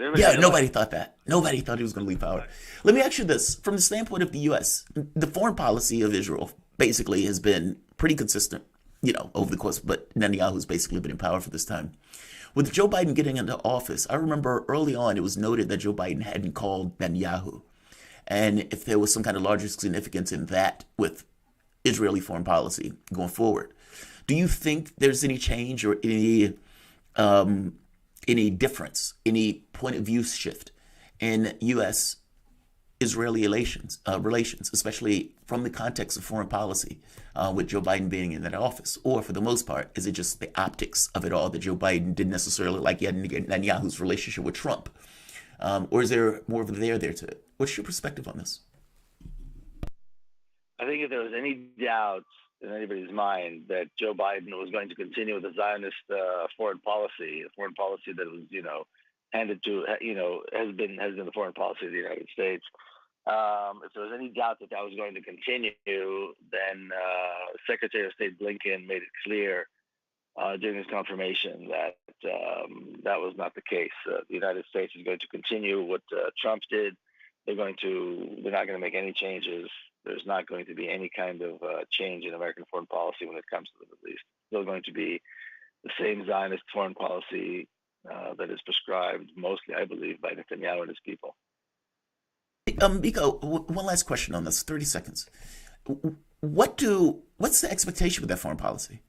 That foreign policy is basically saying we don't accept Israel being broken up, or Israel accepting, let's say, Palestinians with one man, one vote. That would be something else other than Israel. So that's off the table. By the same token, you have less and less water. You have more and more land that's been appropriated. You have land that is basically, I don't want to say unusable, but for the most part has been destroyed in regards to decent usage for water and cultivation of crops and those type of things. What do they expect to happen as an end goal, be it the U.S. or, for that matter, Israel? Because I am unclear on what the expectation is from the standpoint of where Palestinians are supposed to go and where they're supposed to exist. Well, I'm sure you saw that the the press conference at the State Department, where the one reporter was asking the spokesman, "What are Palestinians supposed to go? Where are they supposed to go? Where are they supposed to go?" This is in regards to the ICC decision to investigate Israel, and he just couldn't give him an answer. Nobody really cares where the Palestinians go. In terms of Netanyahu and his political allies, the ones who are probably going to be sitting with, very likely will be sitting with him in the next government. Palestinians can either leave, they can agree to live as residents with no rights, or they can fight and die. Those are three options that Israel is giving Palestinians. That's the end of the game. That's the end of the story. The voice that you guys have been listening to is Miko Peled. He's a human rights activist and author of The General Son, Journey of an Israeli in Palestine, and Injustice, the Story of the Holy Land, Foundation 5. You can follow Miko on Twitter at Miko Peled, buy his books on Amazon, and learn more about him and his work by going to mikopeled.com. Miko, again, thank you for joining us. You guys are listening to Fault Lines with Thomas and Stranahan. We will be back in a moment.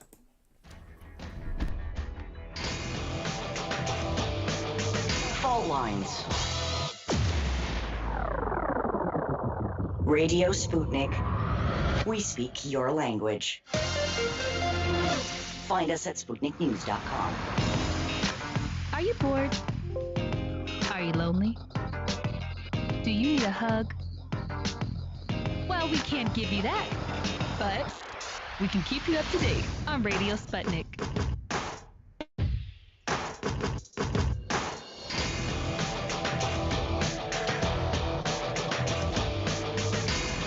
Fault Lines. And we're back. You're listening to Fault Lines with Thomas and Stranahan, and we're talking Biden's first press conference today, as well as taking your calls. The phone number is 202-521-1320. Again, that's 202-521-1320. And again, President Biden will be holding his first press conference later on this afternoon, scheduled for this afternoon, 1:15 p.m. Eastern. That would be, 10:15 a.m. if you're on the West Coast. And you can do the math for the time zones in between. And the big thing here, we're going to be talking about what might be coming up, how he might fare. We're also going to be talking about this, by the way, in about half an hour with Garland Nixon, our next guest in the 9 o'clock hour. One of the big things that a lot of people are commenting on, of course, here is how long it took him to get to it. Donald Trump waited about 4 weeks before he held his first press conference. Obama was about 3 weeks, just 20 days into his administration. George W. Bush was later, 33 days, but we're over 2 months at this point, more than 2 months into Biden's administration, 2 months and a decent bit of change on the other side. And this is the first time he's doing it. And I can't help but be reminded of the one time when he was doing a press briefing, sort of, not even really, he was just, up on the stage talking. And when he basically asked if he could take questions, he asked his own staff if he could take questions and was there willing to do it. And then his audio feed, his mic got cut off, the video went silent, and he was prevented from doing so, which, if anything, shows that there's some discord behind the scenes. I'm laughing, but because it's freaking ridiculous. But here's another way of looking at it. The president wanted to address the nation, and his staff, for whatever reason, and we'll get into it, didn't think that was a good idea. Now, what comes to my mind, and I'm sure what comes to the minds of many, is he is not cognitively all there. He has reached the latter years of his life, so to speak, and unlike many who fare fairly well when they're up at his age, he doesn't seem to be doing quite as well. You saw this with the numerous, the plentiful, the almost constant string of gaffes during the primaries. And I guess, he's not having to run for the presidency. He's in it, and so they don't need him to be quite as visible as he once was, which means we haven't seen as many of those recently. But what I'm sure his staff was worried about, at least what I'm guessing they were worried about, was he would do a couple more of those, but this time from the White House podium, from the seat of the president. And, what was treated with some hesitancy by the media back then would be pushed into the limelight glaringly right now. Like, what are they going to pull a Trump where they cut away from his speech while he's doing it? No, they can't. They're not going to do that. They can't do it. And I'm sure, again, a lot of people will be watching this one. So cause for concern by the White House staff. Jamarl, what do you think is going to happen? So Biden has a lot of questions to answer, but I don't believe the dim bulbs that work in the U.S. media would ask him what should be asked, at all. I don't buy it. I've watched too many of the press conferences to realize that what they should ask, how they should ask it, in order to try to get actual questions, pointed questions that honestly should be asked, that are not unfair questions. It doesn't occur to them to ask. Now, what I would suggest is that the reporters from like NPR, CNN, Fox News, MSNBC, that they watch Fault Lines. And while they're watching Fault Lines, they listen to some of the stuff that we say that they would call quote unquote propaganda, and they ask the president questions because those things are true. For example, on immigration, you took a policy that in more ways than one has exploded the number of human beings at the border. You decided to change the rule that allowed minors unaccompanied to be escorted into the country, in which case tens of thousands showed up. That's your fault. And more importantly, being your fault, do you believe that the U.S. needs to alter its policy if the foreign policy is creating the crisis at the first place, either by destroying those various countries? And we could point to Honduras and Hillary Clinton. We could point to Bolivia. We can point to Brazil, that we instigated in these countries. If that is indeed true, which it is, should the U.S. change policies? Meaning, I accept that you want to bring kids into the country. There's nothing wrong with the ethics of it. The outcome is the issue. And on top of that part, if you didn't necessarily have the foreign policy where we were involved in blowing up countries in the first place, we wouldn't have that issue. You were the vice president in the administration. Hillary Clinton was the Secretary of State in the administration for Honduras. Do you think there was a problem with the foreign policy? On the second part, the $15 an hour, you made a campaign promise to the heroes, your words, that you were going to ensure that they get $15 an hour. How are you going to shepherd that through Congress, considering you're not going to get rid of the filibuster, and considering that the opportunities that you had to do it, you wouldn't take it with the budget reconciliation? Oh man, there are multiple lists of these questions that should be asked. They won't ask them. Why is it the United States' right to tell Germany that they shouldn't use gas from Nord Stream 2, despite the fact that it's very expensive otherwise to get the U.S. product? Why is it right to sanction countries like India, who wants to buy a product from another country, let's say Russia? Why is it better in regards to the way that we're doing our vaccines, where we're holding strings attached, as opposed to China and Russia, who you're criticizing, who are giving the vaccines to the countries that need it? There are a list of questions, none of which will be asked. Mark my words, I could be wrong. What are your thoughts? Am I being too hard on the Biden administration asking these questions? I don't think so. No, I just don't think we're going to see that. I think that the reporters on the scene are going to put their gloves on and, kind of hand walk him through it. I mean, we'll see if we get questions, but I'll put it like this. A lot of the reporting, at least a couple of the major articles that I've seen coming out, have been about, okay, so how are the reporters going to handle this? How are they going to cover this? Exactly what you brought up. What kinds of questions are they going to ask? Because it is a two-way show. There's a dialectic, if you will, between Biden and the reporters. That's the nature of the beast. And I'm guessing we're going to see what we have seen at the State Department briefings and at the general White House press briefings with Psaki, which is the ones who are asking the hard-edged questions, they blunt them to the maximum possible degree. They're sort of cagey about it. And if you're one of the kinds of people who asks a tougher question, they just won't call on you, because after all, they do keep a decent degree of track of who's asking what exactly. So I don't know. I don't think we're going to see anything too hard. We'll come back to it though. I mean, this is it's a big event. And by the way, they do pull their punches, Shane. Because it's to make the point that you're making. That's what I'm saying. They definitely pull their punches. The guy who asked about Honduras, he said, "Is the president Hernandez a partner?" I think the president's Honduras Honduras. This is Hernandez, but he said, "Is he a partner?" Exactly. Why is he asking him that? He's asking him that because he knows the answer is no. The guy's not a partner, and I would even go so far as to say he knows that Hillary Clinton was involved in that coup going back when they escorted Zelensky out in his pajamas. Apparently, the military. He keeps saying Zelensky. Zelaya. I'm sorry. Jeez, it's Elias. Yeah, it's Elias. I've said Elias 1,000 times between now and I think the last time, and yet I still screw with the two names. But you get my point. It's the Z. Right, it's the Z thing that's screwing me. Because nobody's name starts with a Z. Like, nobody's name starts with a Z. But you get my point. They're not going to ask that in the way of saying, like, he knows. He knows that we were involved in it. He knows that the outcome was like 80% of cocaine going through Honduras. And so when he asks this question, he knows that the guy is, they're having him in court cases talking about basically he's implicated in some of the court cases that are taking place with the cocaine distribution in the United States. But he would never ask that question beyond that in the context of the coup.